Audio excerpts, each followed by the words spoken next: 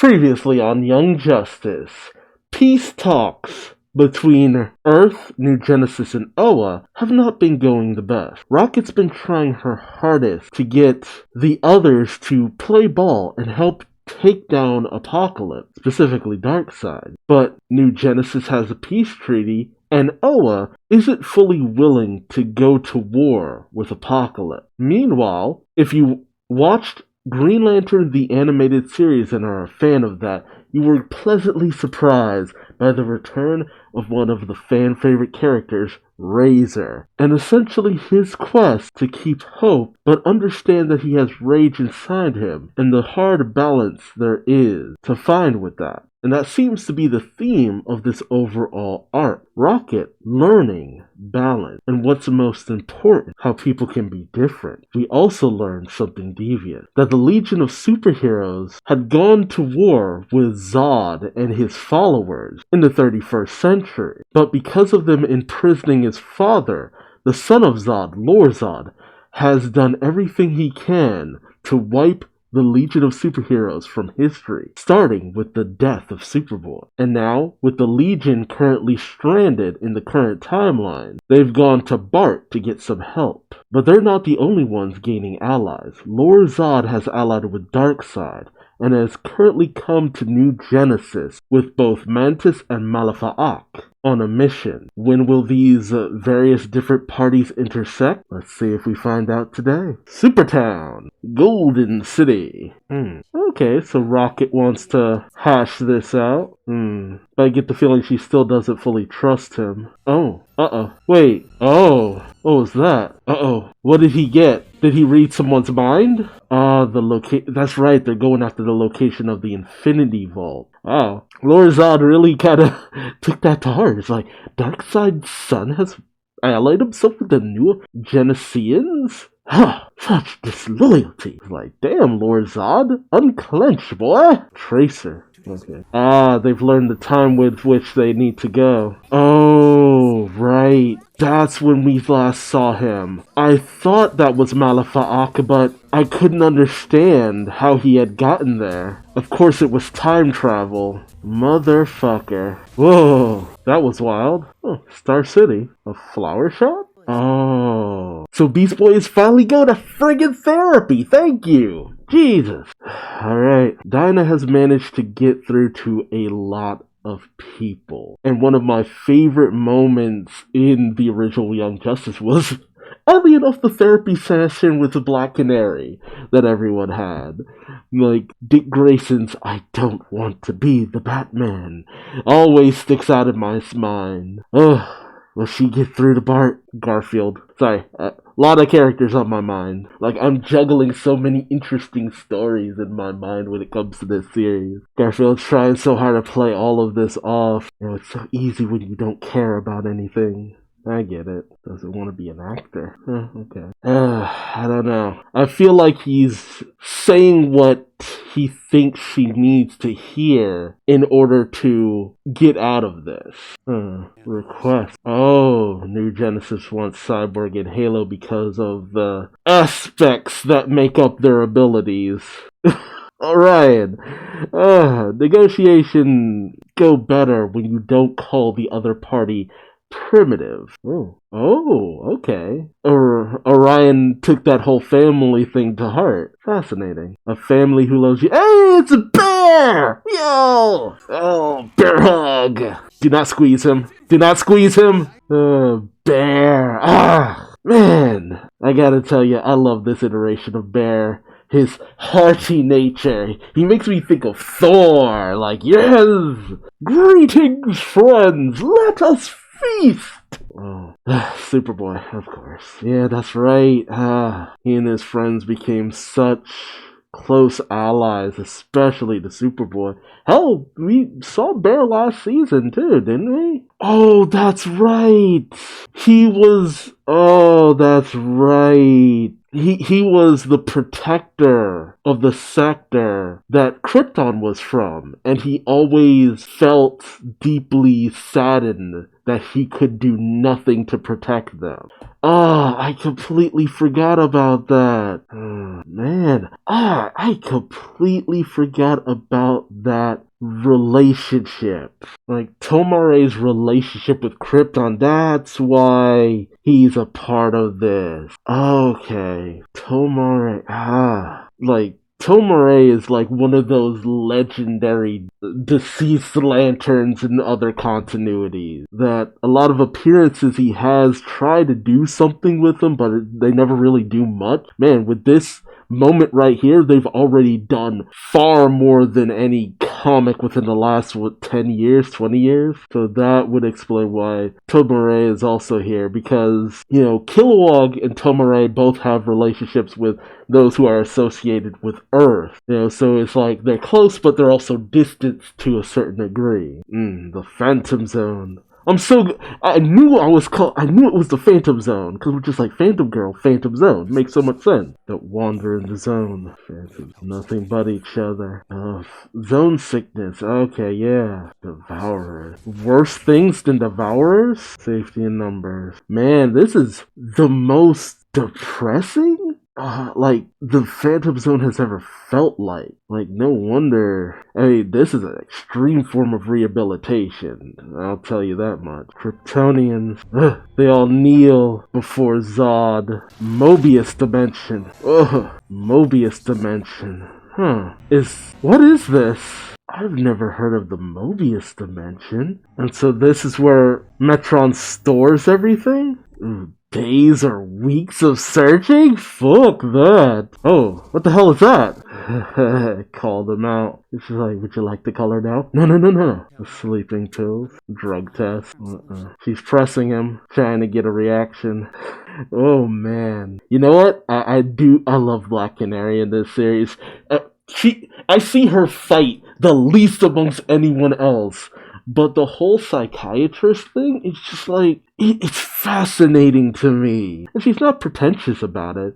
She offers herself as someone who can be talked to, someone who can be addressed, someone who can be confided in, someone who can confront you when they know you're on some bullshit. Can't take away the outsiders, huh? Claiming it, huh? And yet you were so willing to throw it away before. And he's blaming himself. There it is. Why are you blaming yourself for Connor's death, dude? No! I was so caught up in the moment. Garfield's finally talking, damn it. I wanted this. Okay. Ooh, oh my god. Bear is such a gossip. He's like, so Forager, I heard you're spending time with another Forager. Tell me about it. What, Forager's thinking of staying on New Genesis? Oh, man. Bear is such a romantic. Kilowog, he's just like, taking it all in. Wait, isn't Kilowog married? I'm fairly sure Kilowog is married. Oh my god. Oh, Ryan's losing it. All the small talk is causing him to lose his shit. Oh, telepathy. Slow playing. Ursa Zod. Never known someone to be unconscious in the zone. Not to mention, they don't recognize her? Then this is Zod from... I'm confused how time would work in the Phantom Zone, but then again, no, they wouldn't be in the future. Phantom Girl's hand was burned. I didn't notice that before. So was she like reaching out and did she like touch Connor before the blast hit? And she wasn't able to fully like phase in time. Because she was brought to the Phantom Zone while unconscious and time is completely stagnant within the Phantom Zone. There's a possibility she might never wake up in the Phantom Zone. Oh, shit. Damn. That's why she hasn't woken up. I didn't even consider that. Caring. That's what family does. They're trying to indoctrinate Connor. Is that the eye of the Emerald Empress? Or is that something else? Oh, what the hell? What is that? A security system? Oh, go. Oh, Sun Eater? The one that killed Farrowlad. The one that tried to consume the sun and Farrowlad died while trying to save the universe in the 31st century. Maybe that was the Emerald Empress's eye. Oh my god. Ugh, Legion of Superhero stuff. Like, if you know anything about the Legion of Superhero, you know what I'm talking about, especially if you watch the animated series. The Eye of the Emerald Empress, the Sun Eater, the Death of Pharaoh, like, yo! The Sun Eater goes for heat, so it'll go after and try to consume any heat signature it detects. Man, lore. It's like, Mantis sure as hell can't do anything. It's just like, yeah, come on. Don't be mean to Mantis. She's just putting random checks. He blames himself because that is true. Gar was really obsessing over the fact that Connor was weak. And that brief panic attack he had, where he was desperate to bring Connor to the sun. She's trying to make him understand that there was nothing he could do. You know, I never realized that he blamed himself for Brion too. Like, that one kind of gets me as well. Like, because he wasn't the one who trained Brion. I know Brion followed Gar, but for him to be blaming himself this much, I think he's just started to kind of blame himself for everything that goes wrong at this point. Like, he sees himself kind of like a jinx, as like, you know, it's because I was here, this happened, because I was there, and I couldn't do it, I'm responsible. Like, I get the feeling that's what he started to try to do. He just has come to this tendency of heaping responsibility upon himself. Oh, maybe that's why he even founded the Outsiders, because he wanted the opportunity to potentially change things, you know, have a more on-hand potential of making things right, but it never really worked out. I mean, when you think about it, Garfield has lost a lot. We don't really consider that so much, you know? He didn't have a dad in season 1. By season 2, he lost his mom. By season 3, pretty much the entirety of the Doom Patrol, Rita, Negative Woman, the Chief. He even thought he lost Robot Man. We didn't get to see that, but the death of the Doom Patrol is fairly infamous. And not to mention Brion's betrayal. And by season 4, the death of Connor. Not to mention the others on the team who have been lost. I mean, Gar was decently close to Wally. Was he good friends with Jason Todd too? I don't remember if he was on the mission with Tula when she passed. It's a lot to go through. You know, you never really consider the trauma that the young heroes go through sometimes. Yep, he does blame himself for Wally's passing. He blames himself for the death of Rita. He's even blaming himself for his mother's death. You know, this little moment with Garfield really hits hard. And there was, at one point, a comic book storyline called...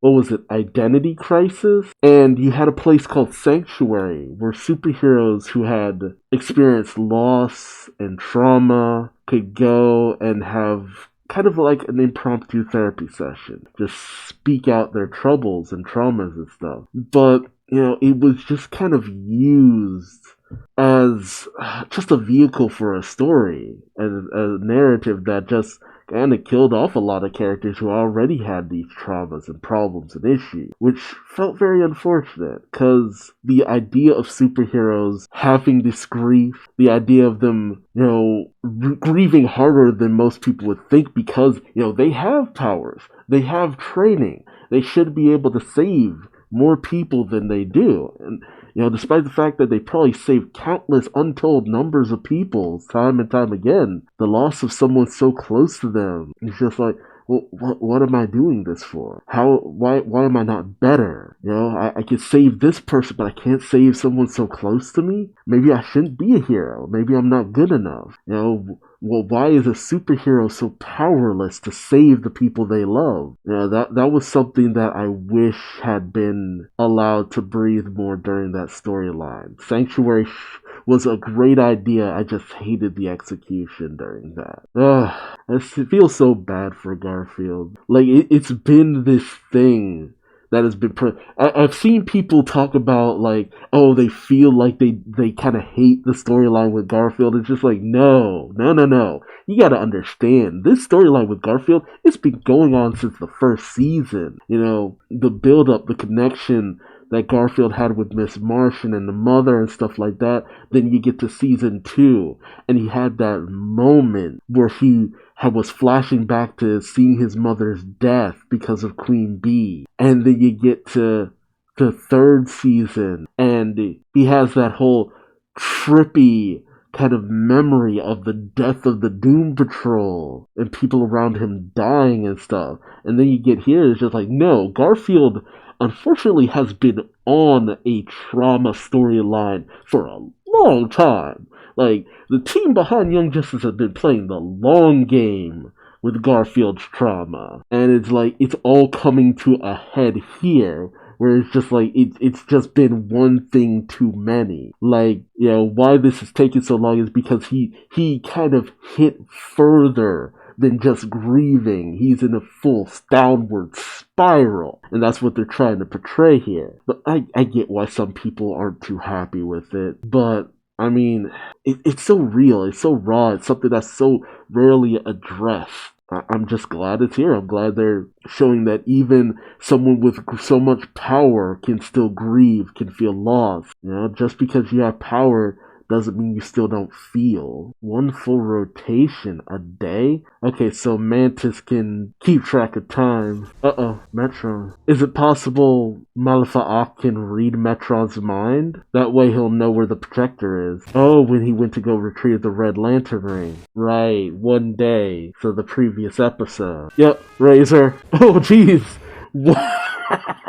Man, they ganged up on him the moment he got his ass beat by Razor. That is nice. Oh, geez. Non and Feora. Oh, so will is what helps you survive the Phantom Zone. Being able to touch, telepathic communication, as long as you will it to be so. God. Superior will helps you survive. Non and Feora. Man, they have their own chant. The followers of Zod have their own chant. Oh my god. I'm sorry, I need a 5th season. Give me more Zod! The will of Zod. He is the word of Zod. Heed the words of Zod.